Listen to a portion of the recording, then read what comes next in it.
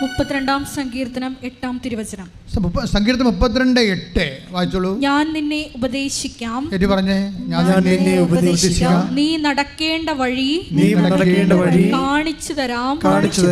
ഞാൻ നിന്റെ മേൽ ദൃഷ്ടിയുറപ്പിച്ച് നിന്നെ ഉപദേശിക്കാം. എന്നാ ഇന്റിമസിയാ. നമ്മളോട് ഏറ്റവും അടുപ്പമുള്ളവർ നമ്മുടെ കണ്ണെ നോക്കിയിട്ട് സീരിയസ് ആയിട്ട് ഒരു കാര്യം പറഞ്ഞാൽ നമുക്ക് എന്ത് ഇൻറ്റിമസി ഫീൽ ചെയ്യും. ദൈവം അങ്ങനെയാണ്. നീ ഇപ്പം ഞാൻ നിങ്ങളോട് പറയുന്ന വഴികൾ സിമ്പിളായ വഴികളാണ്. ഞാൻ പറയുമ്പോൾ നിങ്ങൾ ശ്രദ്ധിച്ച് കേൾക്കണം. എന്താ കാരണം? 21 ലക്ഷത്തോളം മനുഷ്യരെ ഈ ജന്മത്തിൽ കൗൺസിൽ ചെയ്താണ്. 21 ലക്ഷം മനുഷ്യരെ. അച്ഛനായിട്ട് 5 ദിവസം പോലും എനിക്ക് വെറുതെ പോയിട്ടില്ല. പിറ്റേ ദിവസം തുടങ്ങിയതാണ് ശുശ്രൂഷ. പല ശുശ്രൂഷകളിൽ അവസാനമാണ് ദൈവം ഉടമ്പടി തന്നത്. അതിനുള്ളിൽ എത്രയോ ശുശ്രൂഷകൾ നടന്ന് കടലിൽ 10 കൊല്ലം കൺവെൻഷൻ വരെ നടത്തി. 10 കടലിലെ കടപ്പുറത്തല്ല, കടലിലെ ഓരോരോ കാലത്ത് കർത്താവ് പറയുന്ന ഓരോ ശുശ്രൂഷ. ഒരു കാലത്ത് ഇവിടെ അഖണ്ഡ ജപമാലയായിരുന്നു. 1000 മണിയുടെ ജപമാല. 1000 മണിയുടെ ജപമാല ചൊല്ലിക്കൊണ്ടിരിക്കുന്ന കാലത്താണ് പോപ്പ് ജോൺ പോൾ ജപമാല വർഷം പ്രഖ്യാപിച്ചത്. എൻ്റെ ജന്മത്തിൽ ഞാൻ കരണക്കൊന്ത ചൊല്ലിയിട്ടില്ല, ചെല്ലുകയില്ല. അതിൻ്റെ കാരണം എന്താണെന്നറിയാമോ? കരണക്കൊന്ത ചെല്ലുന്നവർ ചെല്ലിക്കോ, പക്ഷേ അതൊരിക്കലും നിങ്ങളെ യഥാർത്ഥ കൊന്തയ്ക്ക് സബ്സ്റ്റിറ്റ്യൂട്ട് ചെയ്യരുത്. ചില ആൾക്കാർ, ചില കുടുംബങ്ങൾ മുടിഞ്ഞു പോകാൻ കാരണം അവർ യഥാർത്ഥ കൊന്തയ്ക്ക് പകരം കരണക്കൊന്ത ചൊല്ലിയിട്ടാണ്. എന്താ കാര്യം? ഒന്നാമത്തെ വിശ്വാസത്തിൻ്റെ വിശ്വാസത്തെക്കുറിച്ച് നമുക്കൊരു ഐഡിയ ഉണ്ടാകണം. കരണക്കൊന്തയിൽ എന്താ പറയുക? Only passion is narrating there. കർത്താവ് ഈശോ മിശിഹായുടെ പീഡാനുഭവങ്ങളെ ഓർത്ത് എന്നോടും ലോകത്തോട് മുഴുവനും കരുണയുണ്ടാകണം. അത്രയേ ഉള്ള സംഭവം. അതൊരു 20 പ്രാവശ്യം ചൊല്ലിക്കഴിയുമ്പോൾ അല്ലെങ്കിൽ 100 പ്രാവശ്യം ചൊല്ലിക്കഴിയുമ്പോൾ ആ പ്രാർത്ഥന തീർന്നു. പക്ഷെ നിങ്ങൾ എന്താ ചെയ്തത്? ഒരു മധ്യസ്ഥ പ്രാർത്ഥനയാണത് ബേസിക്കായിട്ട്. എന്താണ് അവിടെ നമ്മൾ എന്ത് വിശ്വാസത്തിൻ്റെ ഏത് രഹസ്യമാണ് അവിടെ ഹൈലൈറ്റ് ചെയ്യുന്നത്? Only passion. കർത്താവിൻ്റെ പീഡാനുഭവം മാത്രമാണ്. നമ്മുടെ വിശ്വാസത്തിൻ്റെ മഹാരഹസ്യങ്ങൾ പീഡാനുഭവം ഒരു കഷ്ണം മാത്രമാണ്. നമ്മൾ പീഡാനുഭവത്തിലൊന്നുമല്ല വിശ്വസിക്കണത്. പീഡാനുഭവം പ്രഖ്യാപിക്കണം നമ്മൾ ചെയ്യണത്. പീഡാനുഭവം പ്രഖ്യാപിക്കും. കർത്താവിൻ്റെ മരണം നമ്മൾ പ്രഖ്യാപിക്കും. പിന്നെന്താണ് വിശ്വസിക്കണത്? എന്തിനാണ്? പീഡാനുഭവത്തിലല്ല, ഉയർപ്പിലാണ് വിശ്വസിക്കണത്. കരണക്കൊന്തൽ എവിടെയാണ് ഉയർപ്പ് പറയണത്? ഒരിക്കലും പറയണില്ല. ഉയർപ്പ് പറയാത്തിടത്തോളം കാലം ഒരു പ്രാർത്ഥനയിൽ ശരിക്കും പറഞ്ഞാൽ അത് പ്രാർത്ഥനയുടെ സമ്പൂർണമായ ഫോർമുല ഉള്ളതല്ല. നിങ്ങൾ ചെല്ലണമെന്ന് ഞാൻ പറയത്തില്ല. പാപകരമായ അവസ്ഥയിലുള്ളപ്പോൾ ചെല്ലാൻ പറ്റിയ ഒരു പ്രാർത്ഥനയാണ്. പക്ഷേ അത് വെച്ച് നിങ്ങൾ സമ്പൂർണ്ണ ജപമാല സബ്സ്റ്റിറ്റ്യൂട്ട് ചെയ്യരുത്. ചില കുടുംബങ്ങളിൽ അട്ടിരിക്കുകയാണ്. എന്താ കാര്യം? ഇവർ യഥാർത്ഥ ജപമാല ഉപേക്ഷിച്ചിട്ട് ബിരിയാണി മാറ്റിയിട്ട് അച്ചാർ കഴിച്ച പോലെ അവസ്ഥയാണ്. കാര്യം അറിയാൻ പാടില്ല ചെയ്ത. യഥാർത്ഥ ജപമാലയിൽ എന്തെല്ലാം ഉള്ളത്? കർത്താവിൻ്റെ ജനനം തൊട്ട് പരസ്യജീവിതം തൊട്ട് പീഡാനുഭവം തൊട്ട് കുരിശുമരണം കൂടി അവൻ വീണ്ടും വരവ് വരെ അതിനകത്തുണ്ട്. അപ്പം സമ്പൂർണ്ണമായ ജപമാലയാണ് പ്രകാശത്തിൻ്റെ ദിവസം ഉൾപ്പെടെയുള്ളത്. അപ്പം അത് സബ്സ്റ്റിറ്റ്യൂട്ട് ചെയ്യരുത്. അതെന്താ പ്രശ്നം വെച്ച് കഴിഞ്ഞാൽ പരിശുദ്ധാത്മാവില്ലെങ്കിൽ ഉണ്ടാകാൻ പോകുന്ന സഭ ഇതുപോലെ മിസ്ഗൈഡൻസ് വരും. സഭയിൽ ഒത്തിരിയേറെ പ്രാർത്ഥനാ രൂപങ്ങളുണ്ട്. അതൊക്കെ സഭ ഒത്തിരി പഠിച്ചും പ്രാർത്ഥിച്ചുമൊക്കെ തന്നെ സ്ഥാപിച്ചിരിക്കുന്നതാണ്. പക്ഷെ നമ്മൾ സെലക്ട് ചെയ്യുമ്പോൾ നമ്മുടെ അവസ്ഥ കൂടി നമ്മൾ നോക്കണം. ഞങ്ങളിവിടെ 1000 മണിയുള്ള ജപമാല ജോൺ പോൾ മാർപ്പാപ്പ ജപമാല വർഷം സ്ഥാപിക്കുന്ന മുമ്പ് തന്നെ അമ്മ ഞങ്ങളോട് പറഞ്ഞതാണ്. 1000 മണിയുള്ള ജപമാല ഇവിടെ 5 വർഷം അടുപ്പിച്ച് ചൊല്ലി. 2004 ആയപ്പോൾ അമ്മ മാതാവ് ജീവനോടെ പ്രത്യക്ഷപ്പെട്ടു. അപ്പോൾ എന്തുകൊണ്ടാണ്? 24 മണിക്കൂറും ജപമാല അണമുറിയാതെ രാത്രിയും പകലുമില്ലാതെ ചൊല്ലിയതാണ്. അതിൻ്റെ ഭാഗമായിട്ടാണ് റാലിയൊക്കെ വന്നിരിക്കുന്നത്. ഇപ്പോഴും നിങ്ങൾ റാലിക്ക് വരുന്നില്ലേ? 2 ലക്ഷം പേര് 3 ലക്ഷം പേരല്ലേ റാലിക്ക് വരണത്? അന്ന് തുടങ്ങിയതാ. ഓരോരോ കാലത്തും. പക്ഷേ അപ്പോഴും നാം മനസ്സിലാക്കണം, അതൊക്കെ ഒരു ബേസിക്സാണ്, അടിത്തറകൾ. പക്ഷേ ഇത് മേലോട്ട് പണിയണമെന്നുണ്ടെങ്കിൽ ആ അത്തരം കൊണ്ട് ഏറ്റുപറയണമൊക്കെ ഹൃദയത്തിൽ വിശ്വസിക്കണം. ഹൃദയത്തിൽ വിശ്വസിക്കണമൊക്കെ പ്രവർത്തികൾ നീതീകരിക്കപ്പെടണം. റോമ 10:9 യാക്കോബ് 2:19 കൂടി കൂട്ടിവെക്കുമ്പോഴാണ് വിശ്വാസം നടപടി പൂർണ്ണമാകണത്. റോമ 10:9 എന്താ പറയണത്? യേശു കർത്താവാണെന്ന് അതരം കൊണ്ട് ഏറ്റുപറയുന്നു, ദൈവനെ മരിച്ചോന്ന് ഉയർപ്പിച്ചെന്ന് ഹൃദയത്തിൽ വിശ്വസിക്കുന്നു. അങ്ങനെ വിശ്വസിക്കുന്നവരെന്ത് ചെയ്യണം? വിശ്വാസം പ്രവൃത്തിയാൽ നീതീകരിക്കപ്പെടണം. പ്രവൃത്തി വേണം. അത് യാക്കോബ് 2:17 അപ്പോൾ ഇത് രണ്ടും കൂടി ലിങ്ക് ചെയ്യുമ്പോഴാണ് എന്തുകൊണ്ടാണ് ഉടമ്പടി കത്താൻ കാരണം. പെട്ടെന്ന് മുമ്പും തുറന്നു നോക്കാതെ ഇത് കത്തിപ്പടരാൻ കാരണം ഇതിൻ്റെ സത്യസന്ധമായ ഫോർമുലയാണ്. അത് വൃത്തിയും മെനയുമായിട്ട് ആരാണ് മനസ്സിലാക്കുന്നത്?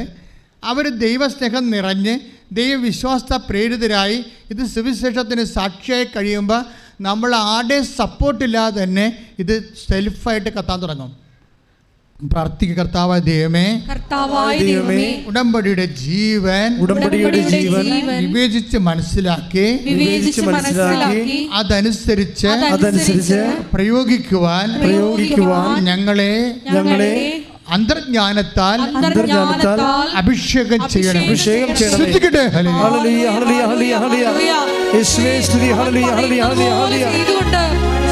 മുന്നേറിക്കൊണ്ട് ഞങ്ങളെ സാക്ഷികളായി നീ വരൂ ദൈവകാരുണ്യമേ, നീ വരൂ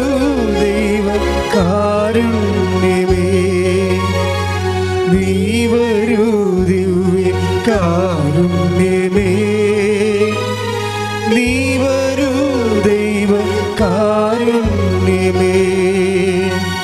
ജീവിതം നിന്റെ കാരുണ്യമേ,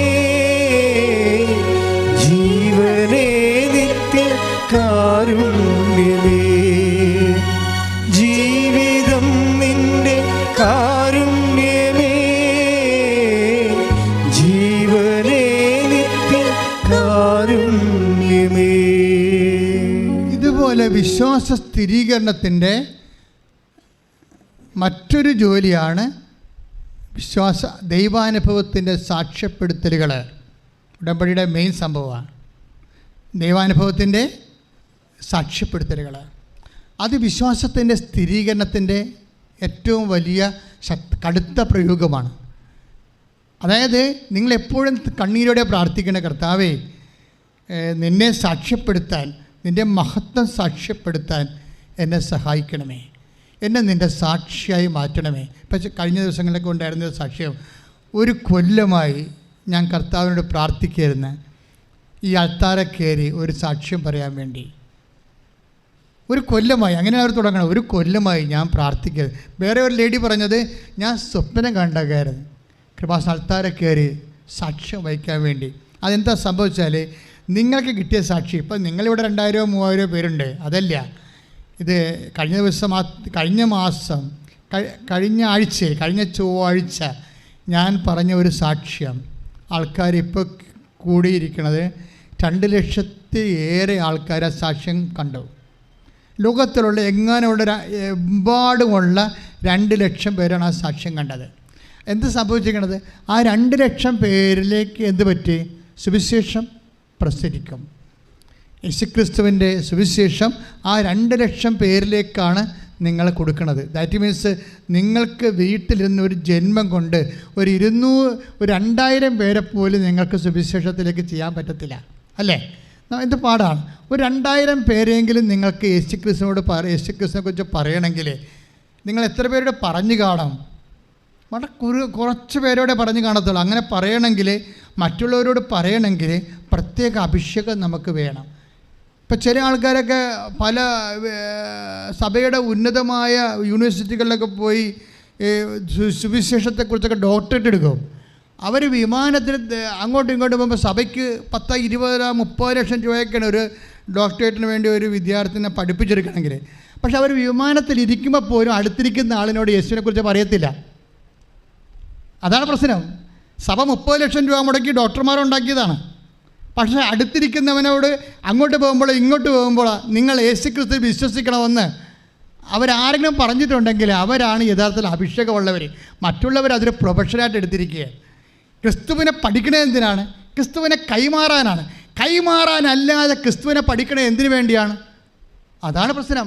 ക്രിസ്തുവിനെ കൈമാറാനല്ലാതെ പഠിക്കണത് എന്തിനാണ്? ചില ആൾക്കാർ ചില വീടുകളിലൊക്കെ ചിലരൊക്കെ MBBS പോകും.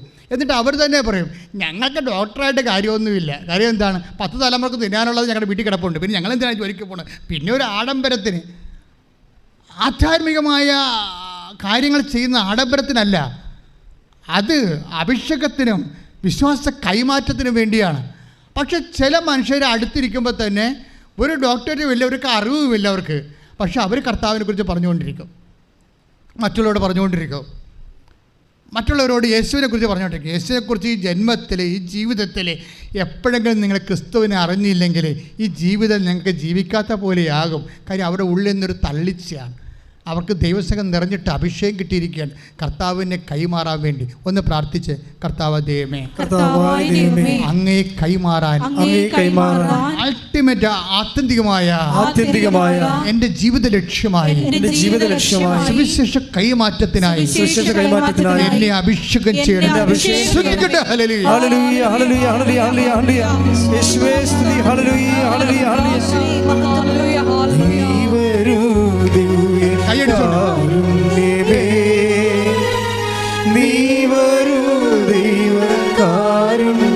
സന്തോഷത്തോടെ നീ വരൂ,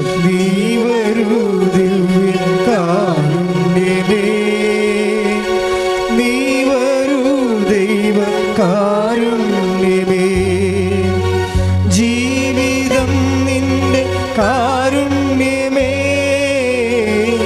ജീവനേ നിത്യ കാരുണ്യമേ, ജീവിതം നിന്റെ കാരുണ്യമേ, ജീവനേ നിത്യ കാരുണ്യമേ. കർത്താവ് നമ്മളോട് പറയുന്നില്ലേ, നിങ്ങളിത് പുറത്തു പോയി പറയണം എന്ന് പറയണില്ലേ? ഈ ദൈവം ആര് ടാർഗറ്റ് ചെയ്യണത്? നിങ്ങൾ സാക്ഷ്യം പറയുമ്പോൾ ദൈവം ആരെയാണ് ടാർഗറ്റ് ചെയ്യണത്? നിങ്ങൾ സാക്ഷ്യം പറയുന്നതിൻ്റെ ഉദ്ദേശം എന്താണ്? അച്ഛനെ കാണുമ്പോൾ അച്ഛൻ ചോദിക്കും, അല്ലെങ്കിൽ മെസ്സേജ് എടുക്കേണ്ടി വരികയാണെങ്കിൽ സാക്ഷ്യം അത്യാവശ്യമാണ്. അല്ലെങ്കിൽ നിങ്ങളുടെ തന്നെ ഉടമ്പടി പുഷ്കലമാകണമെന്നുണ്ടെങ്കിലും സാക്ഷ്യം വേണം. അതുകൊണ്ട് ചില ആൾക്ക് ആ സാക്ഷ്യം പറയുമ്പോൾ അന്ന് മുതൽ ഉടമ്പടി ഒന്ന് നിങ്ങൾ കിട്ടിയ അനുഗ്രഹം നഷ്ടപ്പെടത്തില്ല. അതാണ് ഏറ്റവും വലിയ സംഭവം. സെക്യൂരിറ്റി ആവും. നിങ്ങളുടെ അനുഗ്രഹത്തിന് മേൽ കർത്താവിന് ഒരു സെക്യൂരിറ്റി കിട്ടും നിങ്ങൾക്ക്. അത് നഷ്ടപ്പെടത്തില്ല. കാര്യം വന്ന രോഗം പിന്നെയും വരരുതല്ലോ. അപ്പോൾ സാക്ഷ്യം പറഞ്ഞ് ദൈവത്തെ മഹത്വപ്പെടുത്തി കഴിഞ്ഞാൽ പിന്നെ നമ്മളുടെ കടമ തീർന്നു. നമുക്ക് നഷ്ടപ്പെട്ട പോയി, നമുക്ക് വന്ന പോലെ കടങ്ങൾ ഇനിയും വരരുതല്ലോ, വന്ന അപകടം ഇനിയും വരരുതല്ലോ. അപ്പോൾ ഈ വീണ്ടും വരാതിരിക്കുന്നതിന് വേണ്ടി കൂടി സെക്യൂരിറ്റി ആയിട്ടാണ് നമ്മൾ സാക്ഷ്യം പറയണത്. നിങ്ങൾക്ക് ജോലി കിട്ടി, ആ ജോലി കിട്ടിയത് ഇനി പോകരുതല്ലോ. അപ്പം അങ്ങനെ വരുമ്പോൾ ദൈവത്തിൻ്റെ പേരിലാക്കിയെടുക്കുകയാണ് നമ്മൾ സാക്ഷ്യത്തിലെ. സാക്ഷ്യം എന്താണ്? ദൈവം, അത് നമ്മുടെ ഒരു ഉദ്ദേശമാണ്. നമുക്ക് കിട്ടിയ അനുഗ്രഹം പോകാതിരിക്കാനാണ്, നമ്മൾ വീണ്ടും അത് വരാതിരിക്കാനാണ്, ആ ഒരു രോഗവും മറ്റ് കഷ്ടപ്പാടുകളോ വീണ്ടും വരാതിരിക്കാനാണ് നമ്മൾ സാക്ഷ്യം പറഞ്ഞ് ആ ദൈവത്തെ അതിനകത്ത് കക്ഷിയാക്കി അക്കൗണ്ടബിളാക്കി ദൈവത്തെ മഹത്വപ്പെടുത്തുന്നത്. പക്ഷേ ദൈവത്തിൻ്റെ ഉദ്ദേശം വേറെയാണ്. നിങ്ങൾ സാക്ഷ്യം പറയുമ്പോൾ, ഉടമ്പടിയിൽ നിങ്ങൾ സാക്ഷ്യം പറയുമ്പോൾ ദൈവത്തിൻ്റെ ഉദ്ദേശമുണ്ട്. എന്താ കാര്യം? നിങ്ങളെ സുവിശേഷമാക്കുകയാണ് ദൈവം ചെയ്യണത്. നിങ്ങളെ സുവിശേഷമാക്കുകയാണ്. എന്തിനാണ്? സംശയമുള്ള ആൾക്കാരെ, ദൈവത്തെക്കുറിച്ച് സംശയമുള്ള ആൾക്കാർക്ക് നിങ്ങൾ സംശയ നിവാരണം ചെയ്യുകയാണ്. നിങ്ങളുടെ സാക്ഷ്യം ഒരു 50,000 പേര് ഇപ്പോൾ കൃപാസനത്തിൽ നിങ്ങൾ സാക്ഷ്യം പറയുമ്പോൾ ഉണ്ടാകുന്ന ഗുണം എന്താ?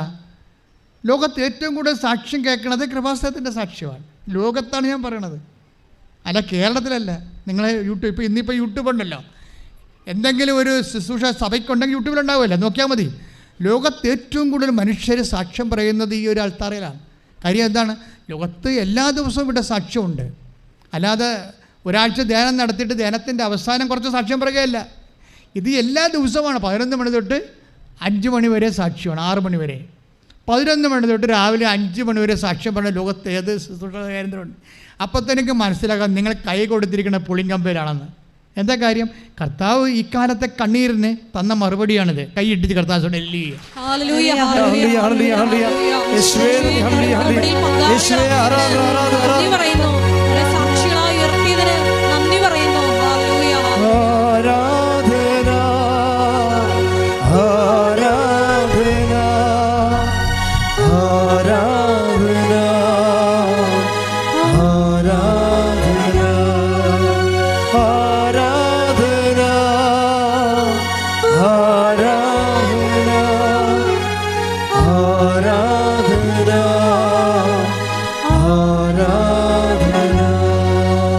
പരിശുദ്ധ പരമ ദിവ്യകാരുണ്യത്തിന് എന്നേരവും ആരാധനയും സ്തുതിയും പുകഴ്ചയും ഉണ്ടാകട്ടെ. നമ്മുടെ പേഴ്സണൽ അസസ്മെൻ്റ് ആണ് ഇന്നത്തെ വിഷയം അല്ലേ?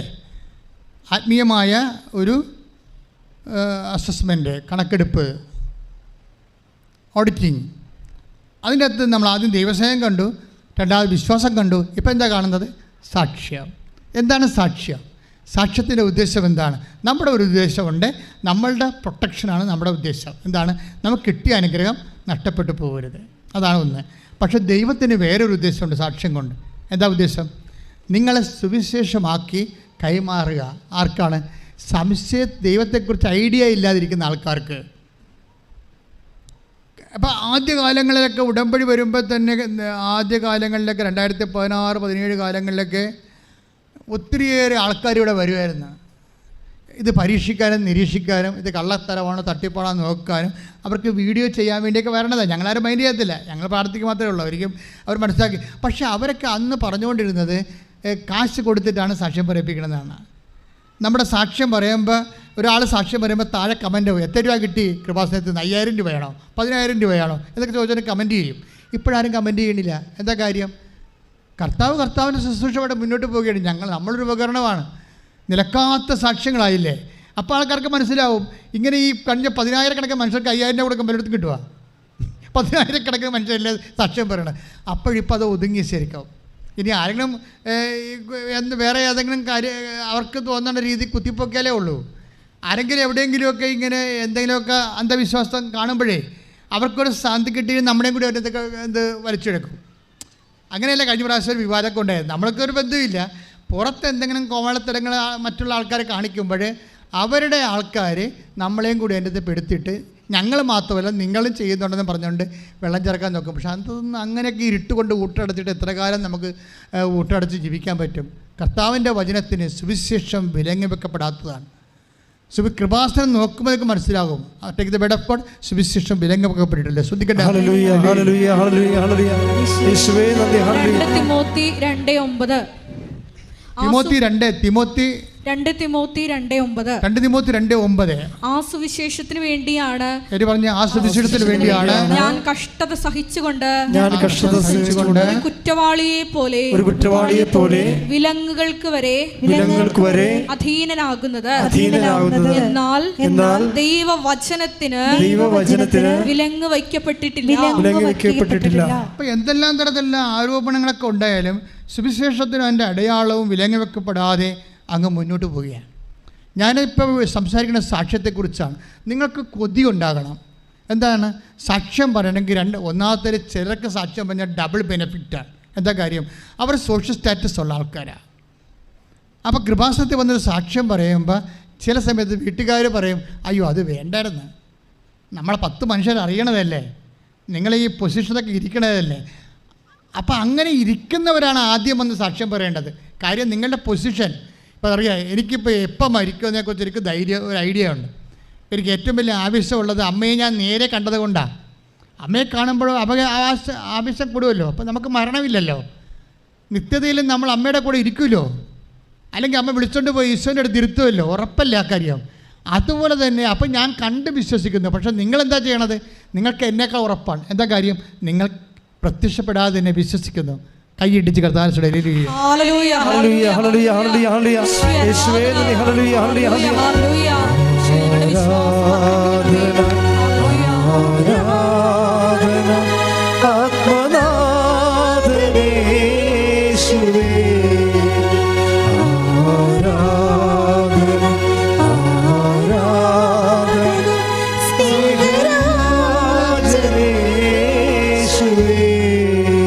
പരമ ദിവ്യകാരുണ്യത്തിന് എൻ്റെ പ്രിയപ്പെട്ടവരെ, സാക്ഷ്യത്തെക്കുറിച്ചാണ് നമ്മൾ സംസാരിക്കുന്നത്. സ്പിരിച്വൽ ഓഡിറ്റിങ്ങിൻ്റെ 1 ദൈവസ്നേഹം, 2 ദൈവവിശ്വാസം, 3 സാക്ഷ്യം. എന്താണ്? മനുഷ്യരുടെ മുമ്പിൽ എന്നെ ഏറ്റു പറയുക. അതാണ് സംഭവം. അതാണ് യോഹന്നാൻ്റെ മത്തായി ശ്ലീഹായുടെ സുവിശേഷം 10:42 മനുഷ്യരുടെ മുമ്പിൽ എന്നെ ഏറ്റു പറയുക. വീട്ടിലിരുന്ന് ഏറ്റു പറഞ്ഞിട്ട് കാര്യമില്ല. 10 മനുഷ്യരുടെ മുമ്പിൽ ഏറ്റു പറയണം. Take the word of God. ശ്രദ്ധിക്കട്ടെ. ഹല്ലേലൂയ. മത്തായി 10:32. മത്തായി ശ്രീകാൾ സുവിശേഷം 10:32. മനുഷ്യരുടെ മുമ്പിൽ മനുഷ്യരുടെ മുമ്പിൽ എന്നെ ഏറ്റുപറയുന്നവനെ എന്റെ സ്വർഗ്ഗസ്ഥനായ പിതാവിന്റെ മുമ്പിൽ ഞാനും ഏറ്റുപറയും. Praise the Lord. അതായത് നമ്മളെ ഇപ്പം ഈശോ ഒരു ജനറൽ ഫോർമാറ്റാണ് നൽകണത്. അതിന് പർട്ടിക്കുലർ ആപ്ലിക്കേഷൻസ് ഉണ്ട്. ഈശോ എന്താ പറഞ്ഞത്? 10:32 എന്താ പറഞ്ഞത്? മനുഷ്യരുടെ മുമ്പിൽ പറഞ്ഞ് മനുഷ്യരുടെ മുൻപിൽ എന്നെ ഏറ്റുപറയുന്നവനെ സ്വർഗ്ഗസ്ഥനായ എന്റെ പിതാവിന്റെ മുമ്പിൽ ഞാനും ഏറ്റുപറയും. അപ്പോൾ ഇത് സ്വർഗ്ഗസ്ഥനായ പിതാവിന്റെ മുമ്പിൽ ഏറ്റുപറയണമെന്ന് വെച്ചാൽ അത് ജനറലാണ്. ഇതിന്റെ പർട്ടിക്കുലർ ആപ്ലിക്കേഷൻസ് എന്താ പറഞ്ഞത്? നിന്നെ ഏറ്റുപറയേണ്ട ദൈവവേദനെ, നീ ദൈവത്തെ ഏറ്റുപറഞ്ഞ് മഹത്വപ്പെടുത്തി കഴിഞ്ഞാൽ നീ ദൈവത്തെ ഓൺ ചെയ്യുകയാണ്. നീ ദൈവത്തെ ഓൺ ചെയ്താൽ ഇറ്റ്സ് ഫാക്ട് ദൈവം നിന്നെ ഓൺ ചെയ്തിരിക്കും. കൈയടിച്ച് കിടന്നാണ്.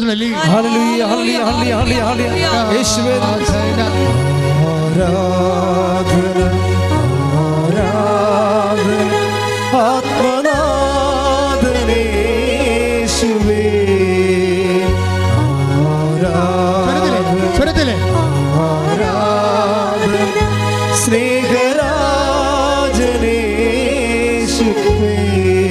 പരമദിവ്യകാരുണ്യത്തിന് പരിശുദ്ധ പരമദിവ്യകാരുണ്യത്തിന് അപ്പോഴേ നമ്മൾ മനുഷ്യരുടെ മുമ്പിലാണ് ഏറ്റുപറയണത്. നിങ്ങളൊന്ന് പ്രാർത്ഥിക്കണം. പ്രാർത്ഥിച്ച് കർത്താവ് ദൈവമേ, എനിക്കൊരു അടയാളം കിട്ടി. മനുഷ്യരുടെ മുമ്പിലെ അങ്ങ് ഏറ്റുപറഞ്ഞ് മഹത്വത്തിൽ പങ്കാളിയാകാൻ എന്നെ അഭിഷേകം ചെയ്യണമേ.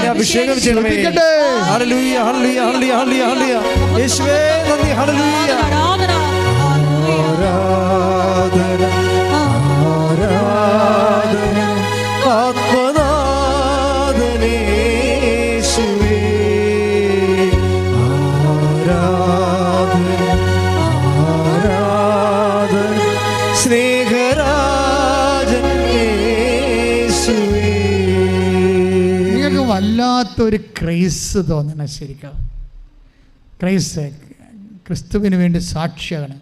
കാര്യം നിങ്ങൾ ഒരിക്കലും നിങ്ങളങ്ങനെ സാക്ഷിയായ വിത്ത് ഓൾ ഫ്രണ്ട്സ് നിങ്ങളുടെ എല്ലാവരും തീഷ്ണതയോടും കൂടി നിങ്ങളെ സാക്ഷിയായി നിങ്ങൾ അതിനുവേണ്ടി കൊതിച്ച് ആഗ്രഹിച്ച് 10 മനുഷ്യരുടെ മുമ്പിൽ യേശുവിൻ്റെ ഒരു സാക്ഷിയായി മാറി അത് നിങ്ങളുടെ ഒരു ദൗത്യമായിട്ട് നിങ്ങൾ മനസ്സ് ഏറ്റെടുത്ത് കഴിഞ്ഞാൽ കർത്താവ് നിങ്ങളെ ഓൺ ചെയ്യണത് എവിടെ വെച്ചാണെന്നൊരു പിടിയുമില്ല, എല്ലായിടത്തും ആയിരിക്കും.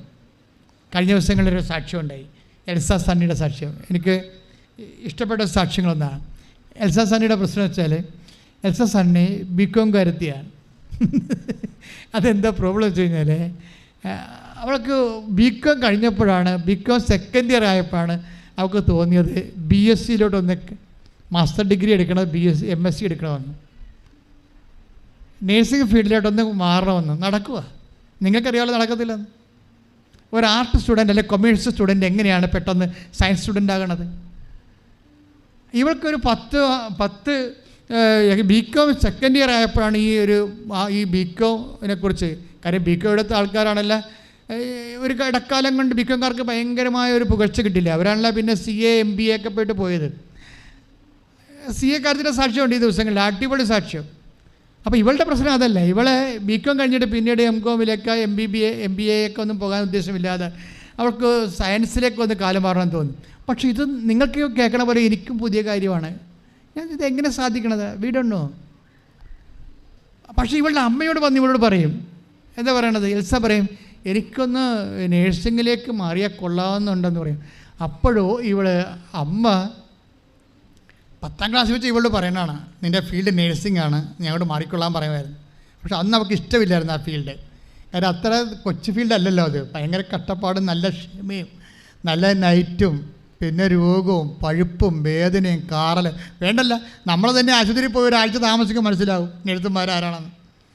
പ്രത്യേകിച്ച് രാത്രിയും പകലും വർക്ക് ചെയ്യുന്നവരും തിയേറ്ററിൽ നിൽക്കുന്നവരും എക്സ്റേ നിൽക്കുന്നവരും IC നിൽക്കുന്നവരും കാലൊക്കെ ഇരിക്കണ ഇരിപ്പ് കണ്ടുകഴിഞ്ഞാൽ ഞെട്ടിപ്പോവും. മൊത്തം ഇങ്ങനെ AC നിൽക്കുകയല്ലേ, ചിലക്ക് AC അലർജി പോലും ആയിരിക്കും. അപ്പോഴിങ്ങനെ ഉള്ളത് കൊണ്ട് ഇവർക്ക് താല്പര്യമില്ലാഞ്ഞത്. പക്ഷേ ഈ ബികോം സെക്കൻഡ് ഇയർ ആയപ്പോൾ പുള്ളിക്കാരത്തേക്ക് നേഴ്സിംഗ് എടുക്കണമെന്ന് പറഞ്ഞൊരു പക്ഷെ അത് നടക്കത്തില്ല. അമ്മയോട് വന്ന് പറയും എനിക്ക് നേഴ്സിംഗ് എടുക്കണമെന്ന് പറയും. ഉടനെ അമ്മ വളരെ കൂളായിട്ട് പറയും, എന്താ പറയണത്, ഞാൻ 10ാം ക്ലാസ് പോലെ നിനക്ക് വേണ്ടി പ്രാർത്ഥിക്കുന്നതാണ് നീ നേഴ്സിംഗ് ഫീൽഡിലേക്ക് വരാൻ, അത് ഇപ്പോഴെങ്കിലും കർത്താവ് തോന്നിച്ചല്ല.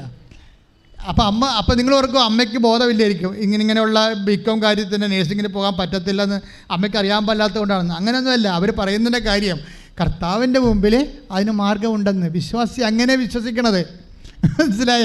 വിശ്വാസി ബുദ്ധി കൊണ്ടല്ല വിശ്വസിക്കണത്, വിശ്വാസി ഹൃദയം കൊണ്ടാണ് വിശ്വസിക്കണത്. കൈ ഇടിച്ച് കർത്താവിനെ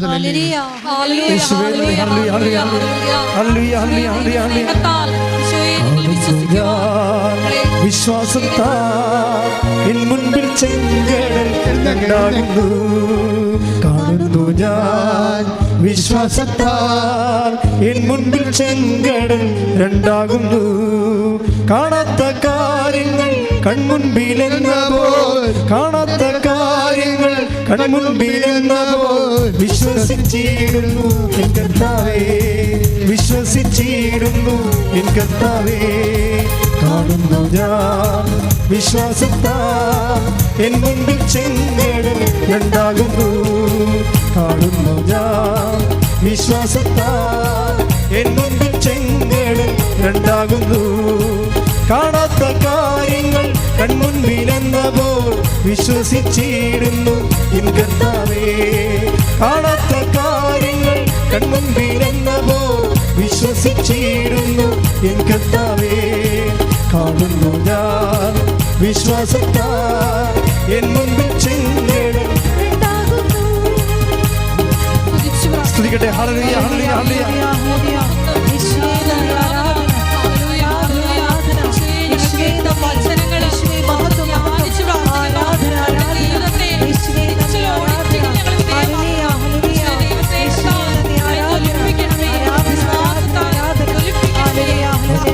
നാളങ്ങൾ വെള്ളത്തിനോളങ്ങൾ എന്നെ തകർക്കുവാൻ സാധ്യമല്ല. അഗ്നിനാളങ്ങൾ വെള്ളത്തിനോളങ്ങൾ എന്നെ തകർക്കുവാൻ സാധ്യമല്ല. അഗ്നിയിലിറങ്ങി വെള്ളത്തിൽ നടന്ന് കൂടെ വരുവാൻ യേശുവിൻ്റെ. അഗ്നിയിലിറങ്ങി വെള്ളത്തിൽ നടന്ന് കൂടെ വരുവാൻ യേശുവിൻ്റെ. കാണുന്നു ഞാൻ വിശ്വാസത്താൽ എൻ മുൻപിൽ ചെങ്കടൽ രണ്ടാകുന്നു. കാണുന്നു ഞാൻ വിശ്വാസത്താൽ എൻ മുൻപിൽ ചെങ്കടൽ രണ്ടാകുന്നു.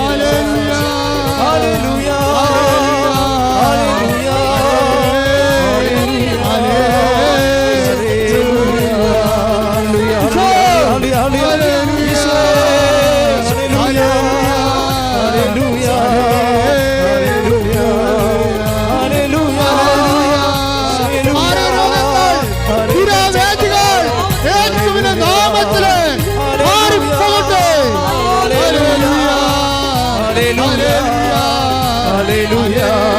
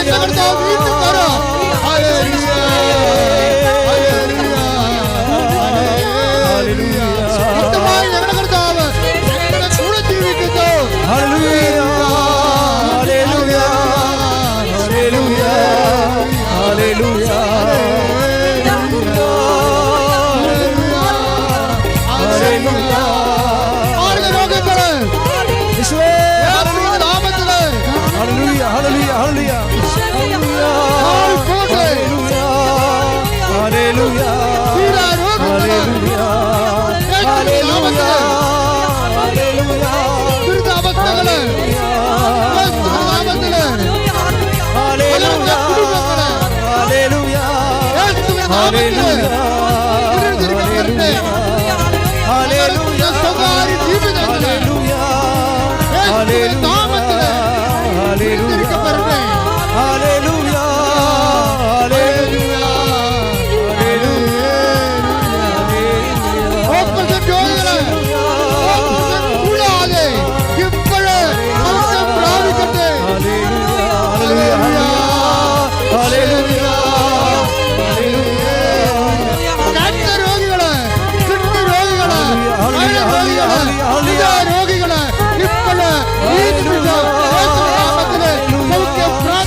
Hallelujah.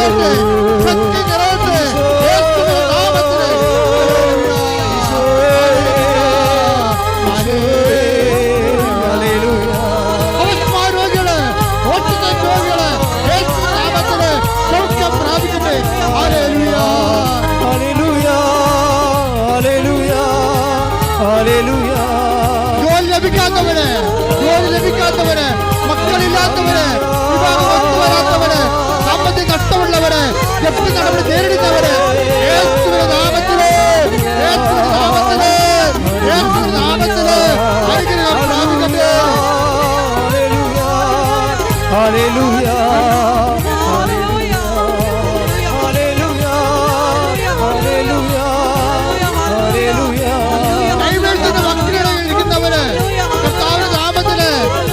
അനുഗ്രഹം പ്രാപിക്കട്ടെ. Hallelujah.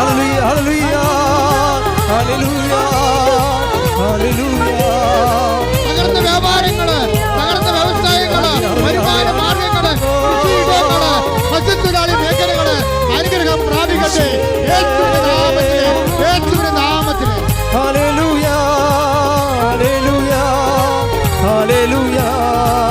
ഗർഭിണികള്, മക്കളില്ലാത്തവര്, ഗർഭത്തിൽ പ്രയാസങ്ങൾ അനുഭവിക്കുന്നവര് യേശുവിന്റെ നാമത്തില് സൗഖ്യം പ്രാപിക്കട്ടെ. Hallelujah, hallelujah, hallelujah, hallelujah, hallelujah. ഈശോയേ, hallelujah, hallelujah.